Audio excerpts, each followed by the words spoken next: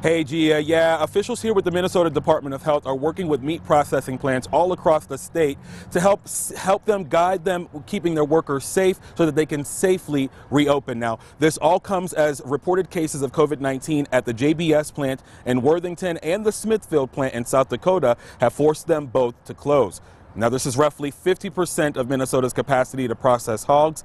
And with the reduced capacity of these plants to process meat, farmers are struggling to manage the increased number of animals and are now having to euthanize their pigs and chickens. And officials say there could be higher prices at the grocery store depending on how fast plants get back up and running. Not just plant shutdowns, but some of it is eating habits of people during COVID-19 are changing. We're eating at home 80% of the time. Our packaging, our systems need to catch up, some too, as well. Now, agriculture officials say they think most of the plants are stable because of the supply that's currently in storage. And many state lawmakers across the country right now are actually calling on President Trump and the federal government to intervene. Gia, back to you. This will be interesting to see how much the prices jump if this happens. Thanks, Steve.